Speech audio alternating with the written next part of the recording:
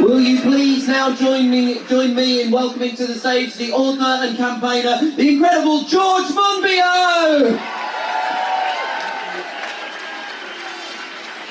What is the barest minimum we should expect from any Labour government? To stand up fiercely and consistently against the far right. But what do we see instead? An extraordinary succession of senior Labour ministers embracing the far right, encouraging the far right, legitimising the far right.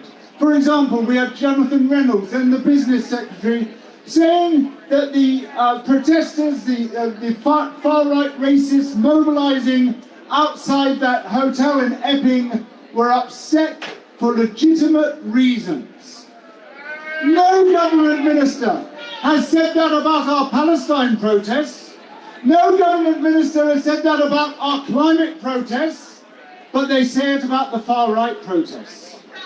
We had the Home Secretary at the time, Yvette Cooper, when the far-right thugs were spray-marking their territory with Union Jacks, she said, put them up anywhere. Direct encouragement of the far-right from a Labour minister. We had just last week, Peter Kyle, the new business secretary, describing the thugs who mobilised here with Tommy Robinson, their violent protest. He said this was free speech in action. Again, a direct endorsement. And of course, we had Kier Stammer channeling Enoch Powell by saying we're becoming an island of strangers. We are entering, ladies and gentlemen, a fully fledged ownernocracy, rule of the wankers.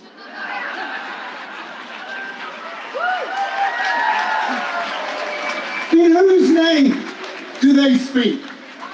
Do they speak in the name of the founders of the Labour Party who created that magnificent movement against the far right, against oligarchy, against economic power? No, they do not. Do they speak in the name of the heroes, including 3 of my great uncles who fought and died to prevent the far right from taking power in this country? No, they do not. Do they speak in our name?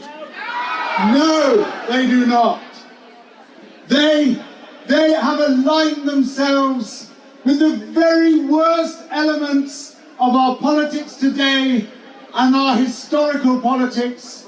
They have put themselves on the wrong side of history. And now, to cap it all,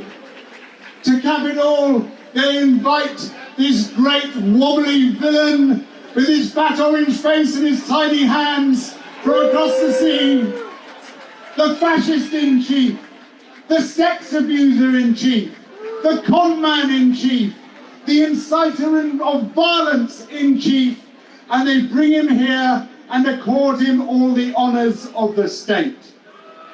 In doing so, they dishonour us and they dishonour themselves. By contrast, here are the heroes. All the heroes are here. I speak after one fantastic person after another, standing up for the values of inclusion and tolerance and kindness and generosity. The values that we thought the Labour Party was supposed to stand for. By rolling out the red carpet for Trump, they encourage every 2-bit racist and white supremacist to come out of the woodwork and proudly proclaim their grotesque views. And the result of that is that by rolling out the red carpet for Trump, they are rolling out the red carpet for Nigel Farage. How did the Labour Party become the enablers of Nigel Farage? Well, ask Keir Starmer that. The Labour Party has been captured by its traditional enemies, by a bunch of right-wing creeps who should have no place at the head of that party.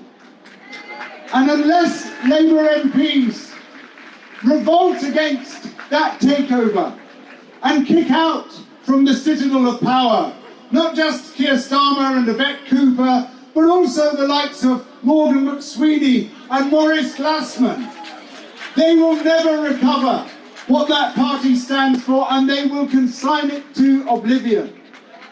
Don't get me wrong, I want them to do that. I want there to be a strong and true Labour Party connected to its roots. But I also see that an essential part of our future now lies with the alternatives.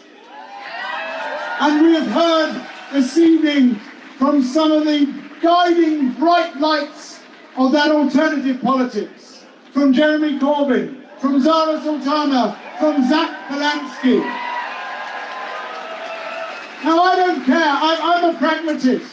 I don't care who gets in a particular seat, as long as they represent us, as long as they give us a sense that there is some hope that our country might actually get better for the people who live here, not just for the oligarchs. As long as they build a country which ceases to blame asylum seekers for the crimes of the oligarchs, then we will have a politics which works for us and not for the likes of Donald Trump. It is not just Trump who is unwelcome here. It is those who grovel before him. Thank you. George Monbiot!